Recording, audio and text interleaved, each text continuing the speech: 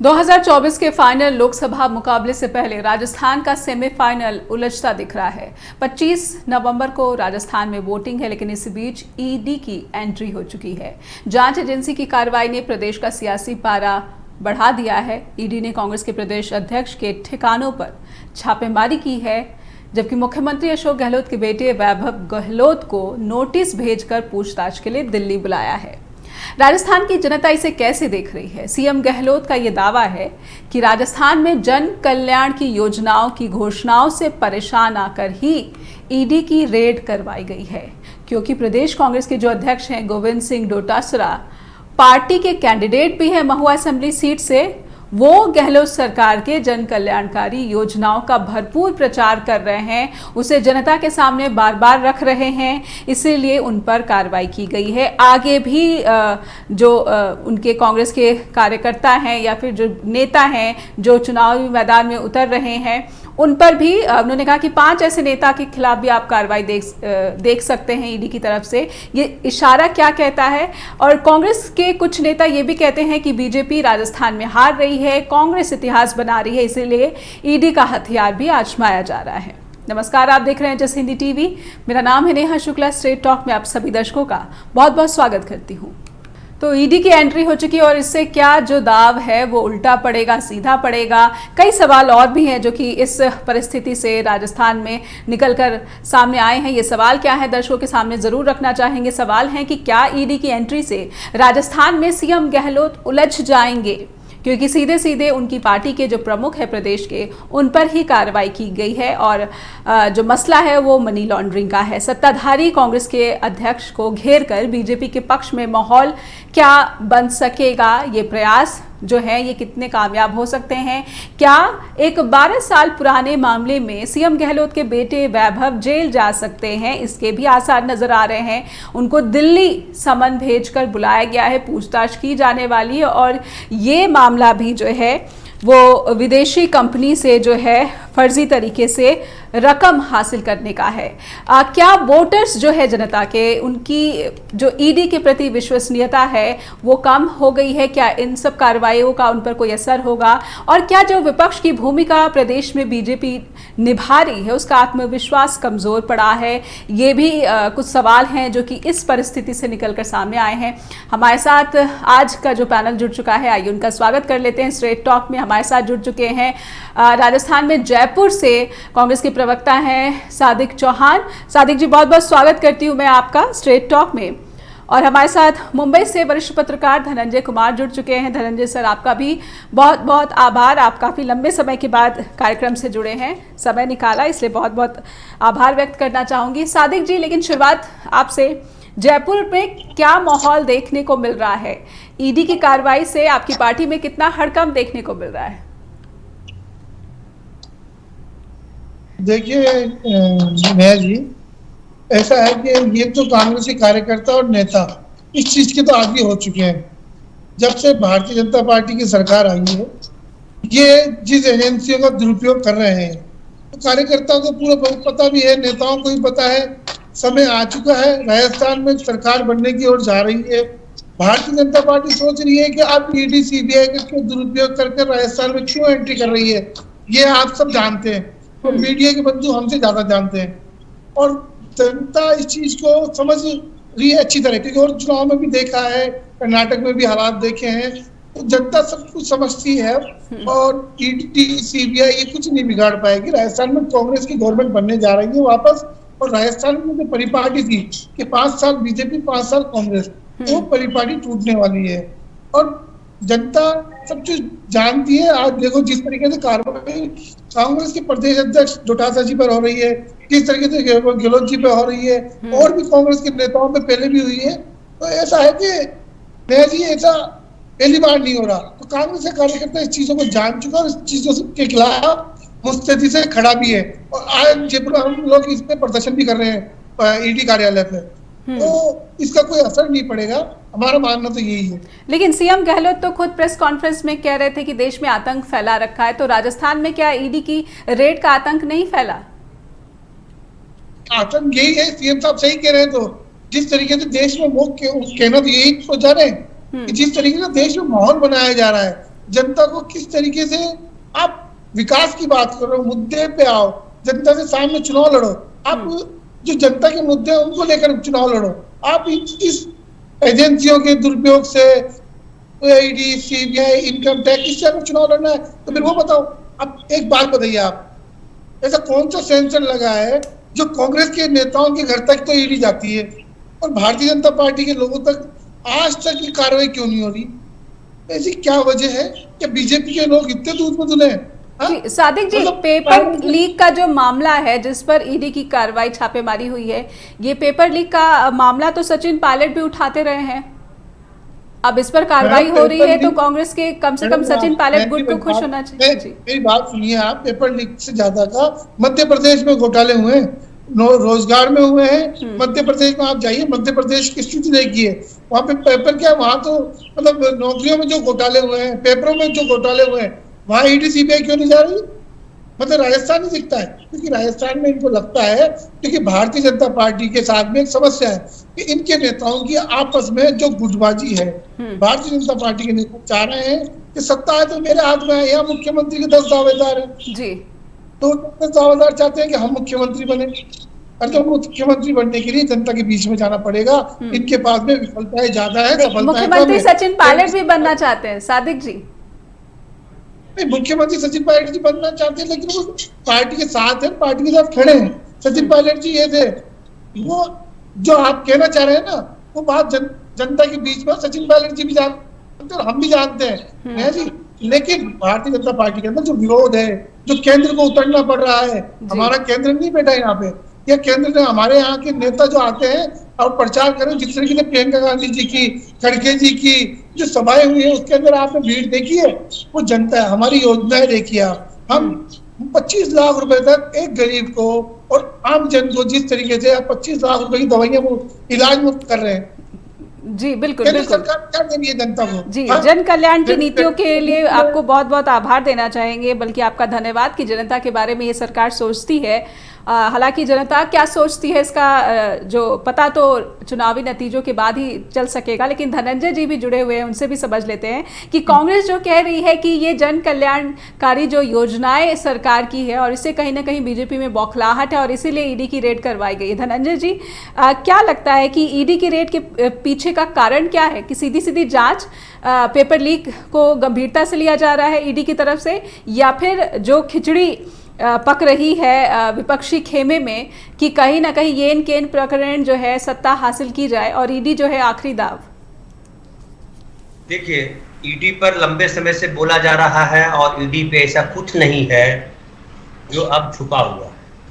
कि अगर paper leak कल हुआ था क्या कि आज चले आए वो लेकर के?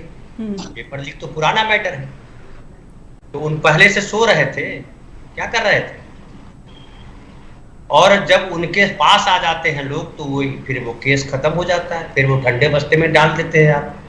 तो जनता को ये समझ में आता है कि जनता अब जो है नेताओं को भी समझ में आ गया। पहले ईडी का जितना भय था, आज भय है कि आप क्या करोगे? आप जेल में बंद कर दोगे, 3 साल तक जमानत नहीं मिलेगी, यही सब करोगे। लेकिन ये मैं एक अक्सर बोलता हूँ कि जो बुद्धि विहीन होता है वही लाठी का इस्तेमाल करता है, वही गोली का इस्तेमाल करता है। जिसके पास बुद्धि होती है अपने मुंह से बात करता है और साबित कर देता है कि भाई आप जो कह रहे हो गलत कह रहे हो, मैं जो कह रहा हूं वो सही कह रहा हूं। प्रधानमंत्री जो भाषण देते हैं और बोलते हैं कि भ्रष्टाचार के प्रति 0 टॉलरेंस है, क्या आपको महाराष्ट्र में दिखाई पड़ता है वो 0 टॉलरेंस? आपने शिंदे जी को लिया, आपने जो है अजित पवार जी को लिया, आप ही तो बोल रहे थे भ्रष्ट है। बंगाल में क्या आपको लगता है कि पालन किया उन्होंने? जो शुभेंदु हैं, शुभेंदु अधिकारी, उनको तो वही भ्रष्ट बता रहे थे, अभी वही बता रहे हैं कौन भ्रष्ट है। और भ्रष्टाचार, मैं एक और सवाल करूं, राजस्थान के हैं भाई साहब सादिक साहब, अभी देखिए चुनाव आयोग ने कहा है कि 40 लाख रुपया विधायक का लड़ने का खर्च है, मतलब 40 लाख रुपए तक आप खर्च करोगे इलेक्शन लड़ने के। जी ईमानदारी से बताइए कौन आदमी आज 40 लाख पे चुनाव लड़ेगा जो कांग्रेस पार्टी का या बीजेपी का नेता है? ये कितना बड़ा झूठ है, ये कागज पे लिखा हुआ झूठ है। और फिर इस झूठ वापस हम चुनाव खत्म होगा तो कागज पे लिखेंगे कि 40 लाख में इन्होंने चुनाव लड़ लिया। जी इससे बड़ा झूठ क्या हो सकता? एक ब्रेक ले लेते हैं जी। तो नैतिकता की बात जो है आज करना बेमानी है। एक और लाइन मैं बोलूंगा जी, वो ये बोलूंगा कि जो इन्होंने कहा सादिक भाई ने कि राइट टू हेल्थ की बात की, राइट टू हेल्थ जो अशोक गहलोत ने दिया है वो जबरदस्त है। और एक बात लाइन एक और बोल करके कि उन्होंने कहा ये जनता का अधिकार है, ये बहुत महत्वपूर्ण बात है। उन्होंने नहीं कहा कि ये फ्री में दे रहे हैं हम आपको, देखिए अब तक किसी ने फ्री में नहीं दिया, मैं दे रहा हूं फ्री में। वो आदमी नहीं बोला, उसकी ईमानदारी देखिए। बिल्कुल लोकतंत्र यही खास है कि वो कह रहे हैं कि ये जनता का अधिकार है, जनता को ये अधिकार समझना चाहिए। चौहान जी जुड़े हुए हैं जयपुर से, जो कि कांग्रेस के प्रवक्ता हैं। सादिक जी, आपका ये दावा कि जनता जो है इस तरह की जन कल्याणकारी नीतियों का काफ़ी ज़्यादा जो है इससे प्रभावित है और इससे प्रसन्न है अशोक गहलोत सरकार से, लेकिन कहीं ना कहीं जो अशोक गहलोत है उनका जिस तरह से मनमुटाव रहा है और अब ये कहा जा रहा है कि गुटबाजी जो है खत्म हो गई, एक साथ कहीं ना कहीं कुर्बानी क्या ज़्यादा दे दी गई है अशोक गहलोत की तरफ से कि ये आश्वस्त हो गए हैं कि कोई भी विरोधी जो है अब पार्टी के भीतर उनका विरोध नहीं करेगा और वो जो है इस चुनाव में जीत हासिल करेंगे और इतिहास बदल लेंगे। जब बात इतिहास बदलने की आती है तो भी अपेक्षाएं काफ़ी ज़्यादा बढ़ जाती है पार्टी से। देखिए मैडम, हमारे यहाँ पे कोई गुटबाजी नहीं है। जिस तरीके से भारतीय जनता पार्टी में सीपी जोशी प्रदेश अध्यक्ष स्टैंड, उनके घर पे पथराव होता है, उन्हीं के पार्टी के लोग करते हैं, इनमें उपेक्षाएं ज्यादा है। जी, सादिक जी की आवाज हम तक नहीं आ रही लगता है। जी सादिक जी, आप कृपया बात पूरी करें। मैं कह रहा हूँ राजेंद्र राठौड़ एक जिस तरीके से राजेंद्र राठौड़ देखा आपने, चूरू छोड़ के रतनगढ़ जा रहे हैं और भारतीय जनता पार्टी के जो इतने मुख्यमंत्री के दावेदार है, तो भारतीय जनता पार्टी में जो खेमेबंदी है, मुख्यमंत्री के जो चेहरे बनने की लड़ाई है, कभी किसको लाते हैं, कोई बाबा आता है, कभी कौन आता है। अरे भैया, विकास की बात करो ना जनता से। ना तो ये विपक्ष में काम कर पाए, अगर ये विपक्ष में काम करते तो ना तो ईडी लाने की जरूरत पड़ती, ना जनता इनको वोट दे देती। जो चुनाव में देना था इनको वोट, लेकिन इनको जनता से विश्वास नहीं है, इनको जनता में विश्वास नहीं है मैडम। ये चाहते हैं सिर्फ और सिर्फ फूट की राजनीति करना, लोगों को डराना, धमकाना, जेल में बंद करना, और लोगों को जिस तरीके से ये चाहते हैं कि भाई कांग्रेस का विपक्ष खत्म करना। अरे भैया, बुद्धि विपक्ष होता है जब जनता की एक भावना की बात होती है और जनता की बात हो सकती है। भारतीय जनता पार्टी के नेता और भारतीय जनता पार्टी का जो सिस्टम है वो पूरा गड़बड़ाया हुआ है और उन्हें बहुत सोचना विचारना है अभी। और राजस्थान में कांग्रेस की सरकार बनने जा रही है। एक सवाल ये भी पूछूंगी सादिक जी कि क्या प्रधानमंत्री नरेंद्र मोदी के चेहरे का, उनके ब्रांड का असर राजस्थान की जनता में क्या कम हो गया है, जिससे भी बीजेपी का जो आत्मविश्वास है वो कमजोर होता नजर आ रहा है? और आपका जो दावा है, आप ये कर पा रहे हैं कि हम इतिहास बदलेंगे, सरकार रिपीट होगी? मैम, अगर प्रधानमंत्री के चेहरे में विश्वास होता तो भारतीय जनता पार्टी के लोग इस तरीके से टूटना, ये ईडी, सीबीआई, इनकम टैक्स, ये नहीं आती। प्रधानमंत्री का चेहरा जनता जान चुकी है। जो प्रधानमंत्री के वादे हैं, बोलने के अलग है, दिखाने के अलग है, चलने के अलग है।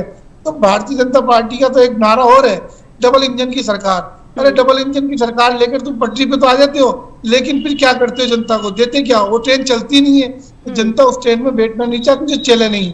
जनता चाहती है जो चले, विकास करे, जनता की सोचे, जनता के लिए जो जनहित की योजनाएं लाए। आज राजस्थान में आप आइए, राजस्थान के लोगों से पूछिए, जिस तरीके से आज गरीब आदमी अस्पतालों में जाता है उसे मुफ्त इलाज मिल रहा है। जो गरीब आदमी अस्पताल में आए, उसके परिवार के लोग, उन्हें 8 रुपए में भोजन मिल रहा है। आप किस तरीके की योजना है? गरीब के लिए, हर व्यक्ति के लिए, अमीर के लिए, हर व्यक्ति के लिए एक सोच है और एक विचार है, एक विजन है। कांग्रेस पार्टी की एक सोच और विजन जो है वो जनता राजस्थान में दिखाई दे रहा है। जी, धनंजय सर, मैं आपसे समझना चाहूंगी कि क्या ये जो दावा कर रहे सादिक जी कि प्रधानमंत्री नरेंद्र मोदी के ब्रांड का जो असर है या फिर जो चमक है वो फीकी पड़ गई है, इसी वजह से इस तरह की कार्रवाइयां सामने आ रही हैं? हालांकि देखा जाए तो जो सीएम गहलोत के बेटे पर जो आरोप हैं कि विदेशी धन आया उनके खाते में या फिर जो कारोबार वो करते थे उनके पार्टनर के खाते में, कहीं ना कहीं विदेशी धन और शेल कंपनियां, कहीं ना कहीं मनी लॉन्ड्रिंग, इन सब में, करप्शन में फंसाने की कोशिश दिखती है ईडी की तरफ से या फिर कह लीजिए कि केंद्रीय सत्ता की तरफ से। आपको कितना ये प्रभावी लगता है कि क्या हताशा के चरम पर पहुंच चुकी है बीजेपी? हताशा केवल नहीं है, अहंकार है। और अहंकार उनको ये है, उनको लगता है कि मैं कुछ भी कर सकता हूँ, क्योंकि मैं हिंदू धर्म की बात करता हूं तो कौन इसका विरोध करेगा। उनको लगता है कि मैं भारतीय परंपरा की बात करता हूं, कौन इसका विरोध करेगा, कोई नहीं विरोध करेगा। लेकिन आपके पाखंड का तो विरोध करेगा। आप जो झूठ बोलते रहते हो दिन रात, उसका तो विरोध करेगा। आपके कथनी और करने में जो अंतर है उसका तो विरोध करेगा। आपने महंगाई जितनी बढ़ा दी है उसका तो विरोध करेगा। आपने कहा कि मैं जो है दुनिया में सबसे आगे देश को कर दूंगा, विश्व गुरु बना दूंगा, लेकिन यहाँ स्थिति है कि आप ही ढोल बजाते रहते हो रोज कि 80 करोड़ लोगों को हम 5 किलो अनाज देते हैं फ्री में, अपना फोटो भी चिपका लेते हो, 50 रुपए का फोटो झोला बनाने में लगाते हो, जितना का अनाज नहीं उतना महंगा झोला होता है। तो आप कैसे आप विश्व गुरु बना रहे हैं? आप इजराइल के साथ जाके खड़े हो जाते हो, आप तो मणिपुर पे कुछ नहीं बोलते हो, वो राजस्थान के रेप पे बात करने लगते हो। राजस्थान में रेप होता तो क्या खुला घूम रहा है कोई रेपिस्ट? राजस्थान में पकड़ा जाता है। प्रशासन अपना काम कर रहा है कि नहीं कर रहा है? नहीं कर रहा है तो बात करो कि कहाँ नहीं कर रहा है। तो ये डिबेट करने वाली पोजीशन में इन्होंने क्या किया है कि मीडिया को अपनी मुट्ठी में कर दिया है। और इनके पास आप देखिए कि नया जो अभी हालांकि इलेक्शन कमीशन ने रोक लगाई है कि जिन जिन जगहों पे चुनाव हो रहा है उन प्रदेशों में आप रथ लेके नहीं जाएंगे। अब इन्होंने सेना के जवानों को लगा दिया है, सरकारी अधिकारियों को लगा दिया है। अब बतलाइए आपका कौन योजना आपकी है जिससे इस देश की जनता तक आप अपनी चीजें नहीं पहुंचा पा रहे हो और आपको अलग से रथ लेके चलना पड़ रहा है? बताइए, रथ क्या फ्री में चलेगा कि रथ में पैसा खर्च होगा? तो हमारे गांव में एक कहावत है, 2 रुपए की मुर्गी और 10 रुपए का मसाला। वो यही लोग, ये जो है खाली झूठ आडंबर, यही इनका चरित्र है। और कांग्रेस को अब जरूरी हो गया कांग्रेस के लिए कि इस झूठ आडंबर से देश को बचाएं और झूठ आडंबर को इतनी दूर फेंक दे 7 समंदर पार कि फिर लौट के ना आए। ये गांधी का देश है। जी धनंजय जी, कहीं ना कहीं कांग्रेस जो ये कह रही कि कर्नाटक में भी ऐसा ही हुआ था, जैसे डीके शिव कुमार के खिलाफ कार्रवाई हो गई थी, उन्हें तो जेल भी जाना पड़ा था, लेकिन कर्नाटक में बीजेपी सत्ता में थी और एक एंटी इनकम्बेंसी और जो करप्शन के आरोप थे वो काफ़ी गंभीर थे। वहाँ पर लोगों में काफ़ी जागरूकता, वहाँ के भी जो वोटर्स हैं उनके बारे में कहा जाता है कि वो अपने अधिकारों के प्रति काफ़ी जागरूक है। लेकिन राजस्थान में ये परिस्थितियाँ थोड़ी सी बदली हुई है। यहाँ पर सरकार है और यहाँ का जो पॉलिटिकल हिस्ट्री है वो ऐसा रहा है कि सत्ता रिपीट नहीं करती। तो ये जो दावा है कांग्रेस का, कितना सटीक आप मानते हैं कि ये बैठ रहा है? देखिए, मैं एक उदाहरण दूं आपको कि जयपुर जो है इनकी राजधानी है राजस्थान की, और ये बदला दूं कि मैं राजस्थान में, मेरी ससुराल है किशनगढ़ में, जयपुर से कुछ घंटे की दूरी पे है किशनगढ़ जी। तो जयपुर में 8 विधानसभा सीट है। 8 विधानसभा सीट पे 4 सीट पर इनको अपना ऐसा उम्मीदवार नहीं मिल रहा है जिसको खड़ा कर सके, वो बीजेपी वाले हैं। अब वो सीट है सिविल लाइंस, हवा महल, किशनपोल और आदर्श नगर। अब बतलाइए कि जब आपको कैंडिडेट नहीं मिलते हैं तो आप क्या लड़ोगे आप चुनाव? और ये हिंदू मुसलमान करोगे जिस तरह से जयपुर में इन्होंने किया। क्या किया? अब वो जो इकबाल जो लड़का मारा गया था और जो वो एक और दर्जी मारा गया था, दोनों को अशोक गहलोत सरकार ने बराबर पैसे दिए। बल्कि इकबाल लड़का था उसको सरकारी, उसके परिवार को सरकारी नौकरी टेम्परेरी दी गई है, उसको परमानेंट दी गई है। ज्यादा बेहतर सादिक भाई बतलाएंगे। जी बिल्कुल बिल्कुल। इसके आप जो है अफवाह फैला रहे हो, झूठी बात कर रहे हो। मैं तो एक और कहूंगा सादिक भाई कि आप लोग थोड़ा कानून को पकड़ने में पिछड़ जाते हो। आपको केस करना चाहिए था जो ये उकसा रहा था कि ये अफवाह फैला रहा है, इसको बंद करते जेल। आप क्यों डर रहे हैं? एक ब्रेक ले लेते हैं यहाँ पर। लास्ट कहूं नेहा जी, कांग्रेस पार्टी को करना चाहिए कि ये जो ईडी में जो प्रावधान कर दिया है कि 3 साल तक जमानत नहीं होगी। ईडी मतलब क्या, न्यायालय क्या है? न्यायालय में भी बहस होती है, कहने का मौका मिलता है जी। ये कैसा कानून, काला कानून बना दिया? किसने बना दिया? ये तो लोकतंत्र के खिलाफ कानून। जिसको चाहो आप ईडी में बंद कर दो, वही तो कर रहे हैं ये। एक ब्रेक ले लेते हैं। यही चिल्लाएंगे बीजेपी वाले जब कांग्रेस जो है यही काम करेगी तो, और मैं वहां भी विरोधी खड़ा हो जाऊंगा, कांग्रेस के खिलाफ खड़ा होऊंगा कि आप गलत काम कर रहे हैं। आप किसी आदमी के नैतिक जो नागरिक अधिकार है उसको आप छीनते हो। या तो कहो कि ईडी जज है, बिना कोई फैसला किए हुए हम निर्देश सुना देंगे, फिर कोर्ट में जाने की जरूरत नहीं है। 3 साल किस आधार पर आप उसकी जमानत कैंसिल कर देते हो? क्या आधार है आपके पास? और आप लगातार देख रहे हो, बॉम्बे में देखिए कि नवाब मलिक है, देशमुख साहब हैं, संजय राउत है, कितने लोगों को ईडी में बंद किया। बिल्कुल, ये महाराष्ट्र का तो उदाहरण बार बार कांग्रेस या विपक्ष के तमाम दल देते ही हैं। आइए दर्शकों को उनके पास सीधे लेकर चलते हैं। सादिक जी, मैं ये भी समझना चाहती हूँ कि जब आप ये कह रहे हैं कि ईडी की कार्रवाई का कोई असर नहीं है, लेकिन जिस तरह से सीएम अशोक गहलोत ने संकेत में कहा है कि कुछ और नेता हो सकता है कि उन पर रेड हो, वो गिरफ्तार भी किए जा सकते हैं, तो कहीं ना कहीं इन केंद्रीय एजेंसियों का जो है खौफ कह लीजिए या फिर जो है इन कार्रवाइयों का असर जो है पार्टी के जो बिल्कुल ग्राउंड लेवल पे जो बूथ लेवल का कार्यकर्ता है उस पर असर डालता है कि कहीं ना कहीं अगर पार्टी के रिसोर्सेज, नेता, प्रतिनिधियों पर इस तरह से आतंक या फिर कार्रवाई की जाएगी तो मनोबल कैसे बनाए रखा जाएगा। और ऐसे में सीटों का नुकसान भी इससे जो है आप इनकार नहीं कर सकते कि प्रदेश में कांग्रेस को हो सकता है सीटों का नुकसान उठाना पड़े। एक्चुअली नया जी, एक बात है, जनता इनको सबको, मैंने आपको बार बार कहा है कि कई बार कई चीजों का रिएक्शन अलग होता है। पब्लिक में ईडी, सीबीआई इसका इतना ज्यादा प्रचार हो चुका और अब पब्लिक इतनी ज्यादा अवेयर हो चुकी कि वो अपने मुद्दे जानती है, अपने जो उनके साथ में है उनके बारे में वो पूरा जानती है। तो पब्लिक को ये लग रहा है और नेताओं को डर नहीं है। अशोक गहलोत जी ये तो कह रहे हैं कि उनको ये लग रहा है कि जिस तरीके से भारतीय जनता पार्टी कांग्रेस के नेताओं को निशाना बना रही है वो हमारा चुनाव कैंपेन तोड़ना चाहती है। उसका एक प्रोपेगेंडा ये भी है। लेकिन कांग्रेस पार्टी के लोग जानते हैं कार्यकर्ताओं को डिमोलाइज नहीं है, कार्यकर्ता मजबूती के साथ खड़ा। और जब हमारे नेताओं पे कार्रवाई होगी और हमारे नेताओं पे जिस तरीके से इन्होंने जेल में जाने का बनाने का ये जो नया फंडा लाए हैं, पब्लिक ये सब देख रही है मैडम, पब्लिक जान रही है कि किस तरीके से, क्योंकि भारतीय प्रचार में बाधाएं आएंगी। जी सादिक जी, प्रचार में बाधाएं आएगी क्योंकि वो व्यक्ति प्रचार करने नहीं जाए। इनकी सोच देखो आप, क्या नेताओं को प्रचार से रोकने जाएंगे? अरे जनता मन बना चुकी है। जनता जब मन बना चुकी है तो मोदी जी आ जाए, चाहे शाह जी आ जाए, चाहे कोई जी आ जाए, भारतीय जनता पार्टी का भंडा फूट चुका है और इनके नेताओं को भी लग गया कि साहब हमारे हाथ में तो अब नहीं है, अब आप तो अपनी एजेंसियां लाओ। वो एजेंसियां आ रही है और नेताओं को परेशान कर रही है, लेकिन नेता ना तो परेशान जी लगता है सादिक जी की फिर से आवाज नहीं आ पा रही है हम तक। धनंजय सर जी, सादिक जी अपनी बात पूरी करें। मैं आपसे ये भी सवाल लेना चाहूंगी कि कितनी सीटों पर कांग्रेस आश्वस्त है इस वक्त? कांग्रेस का बहुमत आएगा और अब पहले से ज्यादा बहुमत आएगा, क्योंकि लोग देख रहे हैं आज राजस्थान में जिस तरीके से ये दंगा फसाद फैलाना चाहते हैं। एक व्यक्ति, भाई साहब ने सही बात की धनंजय जी ने, बहुत, ये तो मुंबई बैठे हैं कि मुंबई बैठ के अगर राजस्थान में और जयपुर की घटना का इन्होंने एक जिक्र किया। अब व्यक्ति एक उदयपुर में मरता है और एक जयपुर में मरता है, और उदयपुर में जो घटना है उसकी मुख्यमंत्री ने निंदा की और हमने सबसे पहले जो मुस्लिम थे उनको पकड़ा। उसके बाद नौटंकी भाजपा करती रही। अरे हमने मुस्लिम जल्द से जल्द पकड़ लिए। 24 घंटे में कार्रवाई वाला प्रदेश है ये। इस प्रदेश में और एक व्यक्ति को 50 लाख दे दिए, उसको सरकारी नौकरी दी, और यहाँ एक मुस्लिम व्यक्ति मरता है तो उसको 50 लाख क्यों दिए? अरे भाई 50 लाख उसकी भी जान की वही थे।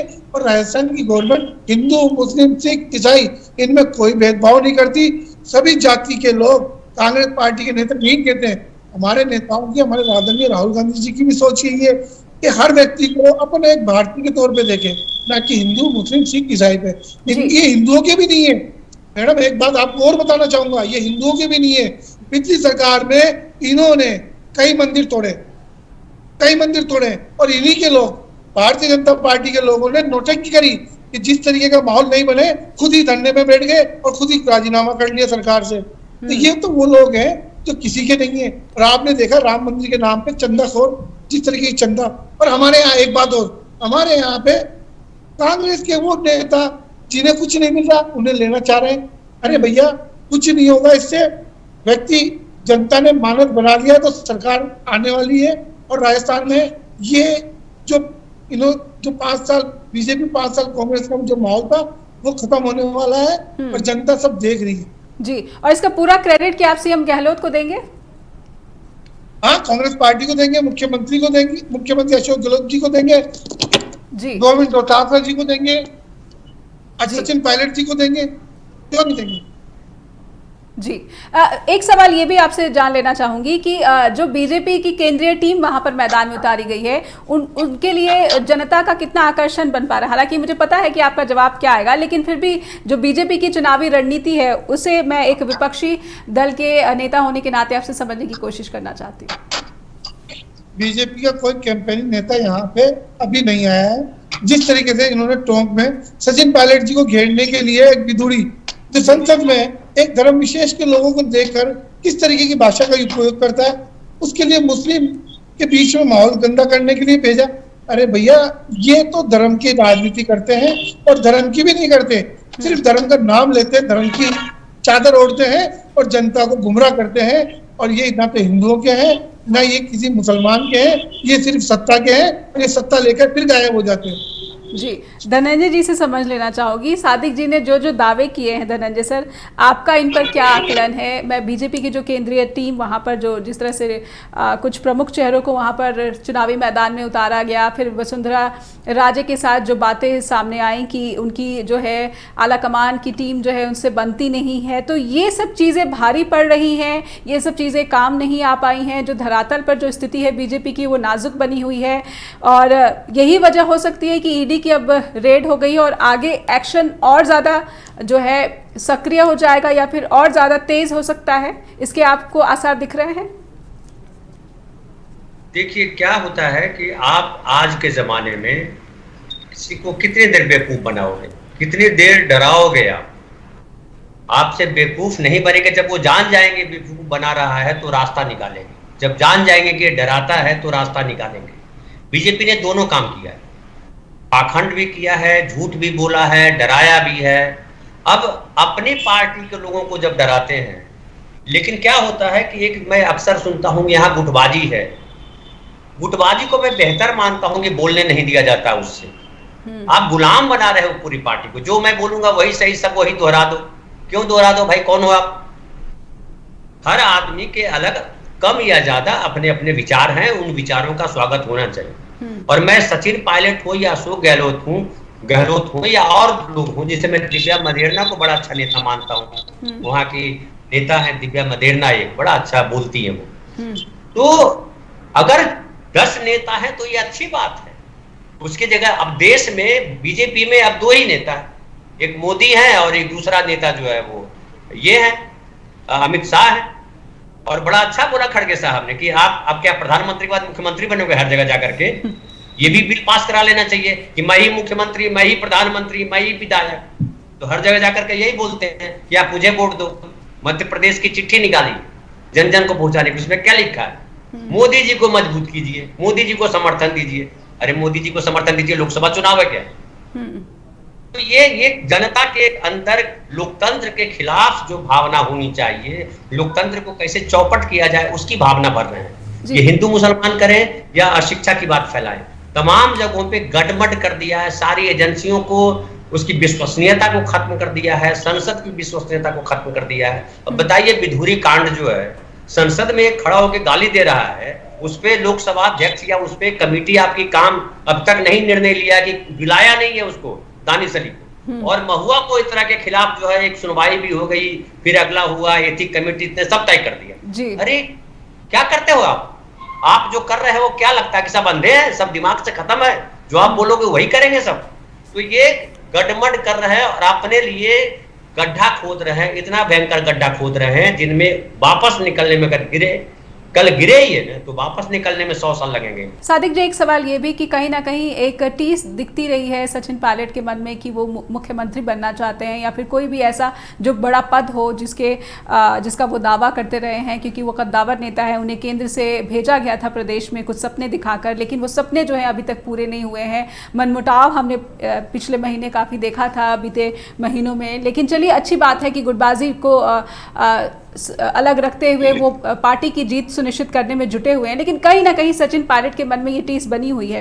और अशोक गहलोत का लगातार अभी मीडिया में जिस तरह से बयान आया है कि सीएम की कुर्सी उनको नहीं छोड़ती है, इस तरह के बयानों का जो सचिन पायलट के जो समर्थक हैं उन पर क्या असर होता है? देखिए नया जी, कांग्रेस पार्टी का कार्यकर्ता मजबूती के साथ खड़ा है और कांग्रेस की पार्टी का एक के कार्यकर्ताओं का एक ही लक्ष्य है कि बस सरकार बने और कांग्रेस पार्टी की जो जनता के लिए बने। और जिस तरीके से भारतीय जनता पार्टी के लोग और भारतीय जनता पार्टी जो कर रही है कांग्रेस के नेताओं के साथ, तो कांग्रेस पार्टी के कार्यकर्ता उससे और यूनाइट होता जा रहा है। क्योंकि जब घर में ऐसी चीजें आती है तो घर पूरा एक कुनबा एक हो जाता है, और वो कुनबा एक हो चुका है, और वो आप मीडिया के माध्यम से भी दिख रहा है और जनता में भी दिख रहा है, सब जगह दिख रहा है। तो जनता को समझ में आ गया कि भैया अब ये एक है और इनके साथ ही रहना है, और इनके साथ में रहेंगे तो ही देश का प्रदेश का भला होगा। क्योंकि कांग्रेस को देखो, राजस्थान है, मध्य प्रदेश है, छत्तीसगढ़ है, मिजोरम है, तेलंगाना जैसी जगह पे भी कांग्रेस की बहुमत आने के पूरी उम्मीद है। इसके बाद में जिस तरीके में 2024 में प्रधानमंत्री की तरफ जो कांग्रेस पार्टी बढ़ेगी, तो राहुल गांधी जी का चेहरा जो जनता के बीच में जो उन्होंने यात्रा की, उस भारत जोड़ो यात्रा से आप देखिए किस तरीके का हुजूम आया था। सादिक जी, राहुल गांधी का क्यों, खड़गे का क्यों नहीं, मल्लिकार्जुन खड़गे का क्यों नहीं? उनके आने के बाद से पार्टी में जो है, जो संगठन है वो काफी मजबूत दिखता है। जी मैं युवा हूँ और मेरा युवा जो मैं राहुल गांधी जी से प्रेरित होकर राजनीति में आया था। एक मन में भावना होती है, कांग्रेस कार्यकर्ता हो और या आम जन हो। खड़गे जी हमारे नेता है, पार्टी अध्यक्ष, उनके नेतृत्व में ही कांग्रेस सरकार बनेगी। तो नया जी ऐसा नहीं है, खड़गे जी भी हमारे नेता है। और अब कांग्रेस पार्टी जिस तरीके से मैदान में है और लोगों को लग रहा है, तो अब भारतीय जनता पार्टी कुछ भी नहीं होगा। मोदी जी को राजस्थान में आना नहीं चाहिए। उनकी सभाएं आपने देखी, राजस्थान में कुर्सियां खाली थी, लोगों को बुलाया जा रहा था, वसुंधरा जी को बार बार बेइज्जत किया जा रहा था मंच पे। क्यों? क्या वरिष्ठ नेताओं को बेइज्जत करने के लिए मोदी जी आएंगे राजस्थान में? कहाँ है अडवाणी जी, कहाँ है भारतीय जनता पार्टी के वो नेता जी? क्योंकि भारतीय जनता पार्टी में सम्मान नहीं है, कांग्रेस पार्टी में सम्मान की भावना है, और उस भावना के तहत कांग्रेस पार्टी के नेता चलते हैं। जी धनंजय जी, जो बातें सादिक जी ने कही कि सम्मान नहीं है बीजेपी में, और वसुंधरा राजे का उन्होंने जिक्र किया, तो कहीं ना कहीं ये जो समर्थक रहे हैं, क्योंकि राजस्थान में बीजेपी की कोई बड़ी नेता है तो वो वसुंधरा राजे रही हैं, और उनके समर्थकों के बीच इसे क्या संदेश, क्या लगता है कि ये भी एक वजह हो सकती है जो बीजेपी है वो पिछड़ती नजर आ रही है? कम से कम सर्वे, जो ताज़ा सर्वे है वो यही कहते हैं। और एक प्रश्न मेरा ये भी, क्योंकि समय बहुत सीमित है, कि चुनाव के बाद की जो चुनौती है कांग्रेस के लिए वो बहुत ज्यादा बड़ी होती दिख रही है। सचिन पायलट क्या कम से मान जाएंगे? पहली बात तो ये कि जो वहां जो चुनाव हो रहा है और जो सर्वे की बात आप कर रही हैं, कोई भी हम विश्लेषण कर रहे हैं, हम तो नहीं जानते हैं किसको कितनी सीटें मिलेंगी, लेकिन विश्लेषण का आधार क्या है? विश्लेषण का आधार ये होता है कि जो सरकार वहां पे है उसके समर्थन में पब्लिक है या उसके खिलाफ है, पब्लिक के लिए उसने काम किया कि नहीं किया। तो गहलोत जी की लगातार चर्चा इस बात के लिए हो रही है कि जनता के लिए उन्होंने काम किए हैं। दूसरी बात फिर आती है कि जो बीजेपी को क्यों वोट करें, तो वसुंधरा राजे के बारे में बिल्कुल कहा जाता है कि वसुंधरा राजे वहां की एक सबसे ताकतवर नेता है बीजेपी की, लेकिन केंद्रीय नेतृत्व ने उनको इग्नोर करने की कोशिश की। कई वीडियोज आपने देखे होंगे जहां पे वसुंधरा राजे की तरफ प्रधानमंत्री ने देखा तक नहीं, तो उसका भी असर पड़ता है कि आप खाली अपनी बात कर रहे हो, खाली प्रधानमंत्री की। अब जिसे आपने सवाल किया उनसे कि नड्डा, ये खड़गे साहब और राहुल गांधी को लेकर के, क्या आपको लगता है कि बीजेपी में वो स्थिति है? मोदी जी के अलावा किसी की चर्चा होती है क्या? राजनाथ सिंह की चर्चा कोई करता है? तो ऐसी कई सारी चीजें हैं, लेकिन मुझे लगता है कि चुनौती जो है कांग्रेस के लिए ये आने वाली है, आने वाले समय में, ये जो इतना गड़बड़ हो गया है, गड़बड़ हो गया, नैतिकता एकदम पूरी तरह से खत्म हो गई है, ये नैतिकता कैसे वापस आए? खाली कानून से देश दुनिया को चलाया नहीं जा सकता। देश दुनिया को चलाने के लिए जरूरी है कि नैतिकता हो। लेकिन धनंजय जी, जो कांग्रेस के प्रदेश में शासन है, कांग्रेस का जो जिन राज्यों में शासन है, क्या वहां पर नैतिकता वापस लाने की या फिर जो संवैधानिक मूल्य है उनको वापस लाने की कोशिश दिखती है? नहीं, मैं इसको तो इस तौर पे लेता हूं कि देखिए, अगर उस आदमी ने, अशोक गहलोत ने कहा कि हम जो है सुनिश्चित कर देंगे, राइट टू हेल्थ दिया, और राइट टू हेल्थ देकर के उसने जो है 25 लाख का बीमा केवल नहीं किया। मैं अपने चैनल पे ढेर सारे दर्शकों से बात करता हूं और वो बताते हैं कि उनके यहाँ ऑपरेशन हुआ और फ्री में हुआ। जिनको पैसा देना पड़ता है उनको मामूली 800-900 रुपए भरना पड़ता है। अब बताइए, जो आदमी जमीन पे उतर के देख रहा है और जनता कह रही है कि ये हुआ है, और वो आदमी कह रहा है कि ये जो हमने किया है, हमने कोई एहसान नहीं किया आप पे, ये आपका अधिकार है, ये नैतिकता की वापसी नहीं तो क्या है। जी। आप छत्तीसगढ़ की बात करिए, छत्तीसगढ़ में किसानों के लिए जितना बढ़िया काम किया बघेल ने, आज तक किसी सरकार ने नहीं किया। इन्हीं की जोगी सरकार थी, जोगी ने नहीं काम किया। जो किसानों की धान खरीद को लेकर के जो काम किया, बस्तर जैसे जिला में, बस्तर को आप जानते होंगे, सब लोग देश दुनिया में जानते हैं, नक्सली के लिए जाना जाता है जी। आज तारीख में बस्तर में जो है सारे स्कूल खुल गए वापस, वहां हर गांव में इस बार बूथ बनाए गए हैं, जबकि 10-10 किलोमीटर दूर बूथ बनाए जाते थे चुनाव। पर गृह मंत्रालय का दावा है कि उनकी कार्रवाइयों का नतीजा है कि शांति बनी हुई है। एग्जैक्टली, तो वो नैतिकता की वापसी है। मैं बोलूंगा ये जनता को लेकिन समझना है कि उसको धर्म का झूठी पोटली चाहिए, चाहे हिंदू हो या मुसलमान हो, या उनको रोटी रोजगार उनके लिए काम करने वाला कोई आदमी चाहिए, ये देखना जनता का काम। जी, बहुत बहुत धन्यवाद करना चाहूंगी आपका धनंजय जी, आपने समय निकाला। सादिक जी, आपका भी बहुत बहुत धन्यवाद, समय समाप्त हो गया है, आपने समय निकाला चुनाव की व्यस्तता के बावजूद स्ट्रेट टॉक से जुड़े, इसलिए आपका बहुत बहुत आभार। और दर्शकों से अनुरोध करना चाहूंगी कि आप कृपया इस कार्यक्रम के बारे में कोई भी सुझाव देना चाहते हैं या फिर कोई शिकायत भी है आपकी, तो आपका स्वागत है info@justbroadcasting.com पर, आप हमें ईमेल भेजना ना भूलें, और neha@justbroadcasting.com पर भी आप मुझे ईमेल भेज सकते हैं। फिर होगी मुलाकात, अपना ख्याल रखिए, धन्यवाद।